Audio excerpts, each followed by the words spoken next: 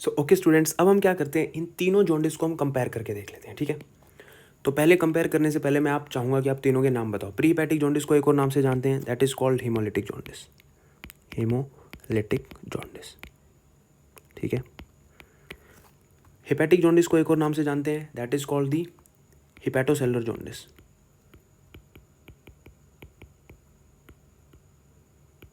ठीक है। And post hepatic jaundice को एक और नाम से जानते हैं, that is called the obstructive jaundice, ठीक है। अब मैं क्या करता हूँ, तीनों को कंपेयर करना चाहता हूँ, सबके लिए एक एक पॉइंट लिखेंगे, ठीक है। पहला पॉइंट है कि प्री हेपेटिक जॉन्डिस के अंदर कौन सा बिलिनोजन की अमाउंट बढ़ती है, अनकॉन्जुगेटेड बिलीरुबिन की अमाउंट बढ़ती है या फिर कॉन्जुगेटेड बिलीरुबिन की अमाउंट बढ़ती है, आप बताइए। तो आप समझ पा रहे होगे, अनकॉन्जुगेटेड बिलीरुबिन की अमाउंट बढ़ जाती है, मैं बता चुका हूँ आपको 10 बार, ठीक है। इसके अंदर अनकॉन्जुगेटेड बिलीरुबिन की अमाउंट बढ़ती है क्योंकि हीमोलिसिस हो रही है, हीमोलिसिस ज़्यादा होगी तो यूसीबी की अमाउंट बढ़ जाएगी, सही बात है।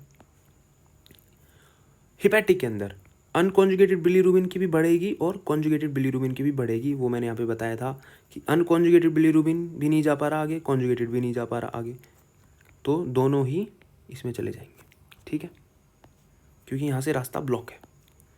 नेक्स्ट है पोस्ट हिपैटिक के अंदर। पोस्ट हिपैटिक के अंदर क्या होता है, यहाँ पे जो कॉन्जुगेटेड बिलीरुबिन यहाँ से पास हो चुका है, अब वो आगे नहीं जा पा रहा है, तो ये कहाँ पे जाएगा, ब्लड में चला जाएगा, और कहाँ जाएगा, तो यहाँ पे कॉन्जुगेटेड बिलीरुबिन। ये कन्फ्यूजन का पॉइंट हो सकता है किसी के लिए, बट रिमेंबर यहाँ पे कॉन्जुगेटेड बिलीरुबिन होता है क्योंकि यहाँ पे अनकॉन्जुगेटेड नहीं आता, इस जगह पे अनकॉन्जुगेटेड नहीं आता, सिर्फ कॉन्जुगेटेड आता है, और आगे रास्ता कॉन्जुगेटेड के लिए ब्लॉक है, तो कॉन्जुगेटेड वापस चला जाता है ब्लड में, ठीक है। सो सेकेंड पॉइंट है यूरोबिलिनोजन से रिलेटेड, ठीक है। तो यूरोबिलिनोजन प्री हेपेटिक जॉन्डिस के अंदर बढ़ेगा या कम होगा, दिस इज यूरोबिलिनोजन। तो ये बढ़ेगा या घटेगा, भाई अगर यूसीबी बढ़ रहा है, आगे कोई रास्ता ब्लॉक नहीं है, तो यूसीबी ज़्यादा, तो आगे भी समान सारा ज़्यादा जाएगा, आगे भी समान सारा ज़्यादा जाएगा, है ना। तो आगे अगर सब ज़्यादा जाएगा तो यूबीजी भी ज़्यादा बनेगा, यूरोबिलिनोजन भी ज़्यादा बनेगा, तो यहाँ पे यूरोबिलिनोजन की अमाउंट जो है वो बढ़ जाती है। लेकिन अगर मैं इन दोनों की बात करूँ, तो यूरोबिलिनोजन, क्योंकि यहाँ पे रास्ता ब्लॉक है, इसमें इधर रास्ता ब्लॉक है, तो आगे कुछ जा ही नहीं रहा, तो यूरोबिलिनोजन बन ही नहीं सकता है, सही बात है, यूरोबिलिनोजन बन ही नहीं सकता है। तो यहाँ पे यूरोबिलिनोजन जो है वो बहुत कम बनता है, और यहाँ पे यूरोबिलिनोजन जो है बनता ही नहीं है, या फिर एब्सेंट होता है, या बहुत कम बनता है। अब आप कहोगे वही बात कि यहाँ पे बहुत कम बनता है, दोनों में ही बनना ही नहीं चाहिए, है ना।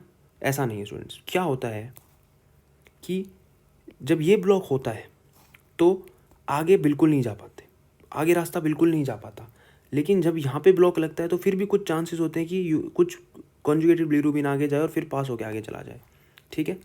इसलिए मैं यहाँ पे बोल देता हूँ कि यूरोबिलिनोजन यहाँ पे थोड़ा कम बनता है, और हो सकता है यहाँ पे बिल्कुल ना बने, क्योंकि ऑब्स्ट्रक्शन में बिल्कुल ऑब्स्ट्रक्शन आ गई है, आगे कुछ जा ही नहीं रहा, तो एब्सेंट भी हो सकता है, कम भी बन सकता है, ठीक है। तो यूरोबिलिनोजन ज़्यादा इधर बनता है, ये इंपॉर्टेंट है।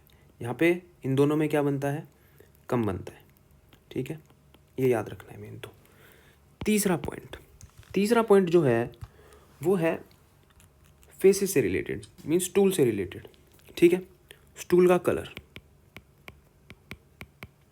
ठीक है। स्टूल के अंदर मैंने बताया था क्या जाता है, यूरोबिलिनोजन, किस फॉर्म में, स्टर्कोबिलिन। स्टर्कोबिलिन का कलर क्या होता है, ब्राउन, तो यहाँ पे जो स्टूल है वो ब्राउनिश होगा, ठीक है। और यहाँ पे जो यूरोबिलिनोजन है वो स्टूल में कम जा रहा है क्योंकि डिक्रीज हो रहा है, और यहाँ पे भी डिक्रीज हो रहा है, या फिर यहाँ पे डिक्रीज ज़्यादा हो रहा है, याद रखना, ठीक है। तो यहाँ पे अगर डिक्रीज हो रहा है, स्टूल का कलर कैसा होगा, पेल येलो। और यहाँ पर भी डिक्रीज हो रहा है, लेकिन ज़्यादा डिक्रीज हो रहा है, तो स्टूल का कलर और पेल हो जाएगा, दैट इज क्ले लाइक हो जाएगा, समझ गए स्टूल का कलर कैसे चेंज हो रहा है। नाउ दैट फोर्थ पॉइंट है यूरिन के अंदर यहाँ पे यूरोबिलिनोजन ज़्यादा होगा, यहाँ पे कम होगा, वही बात है, सेम टू सेम, यहाँ पे और भी ज़्यादा कम होगा, सेम रीज़न। सो यही सारे टॉपिक्स थे जिनके बारे में हमें बात करनी थी। आई होप आपको ये सब कुछ समझ में आ गया हो। और आपको जॉन्डिस के बारे में कुछ मैंने क्लियर किया हो। So thank you and have a nice day. ठीक है, मैं इसको, आप फ़ोटो लेना चाहे तो फ़ोटो ले सकते हैं। ठीक है, वन मोर थिंग स्टूडेंट्स, अगर आपको वीडियो अच्छी लगी हो तो प्लीज़ इसको लाइक करें, चैनल को सब्सक्राइब करें और कमेंट करें और शेयर करें।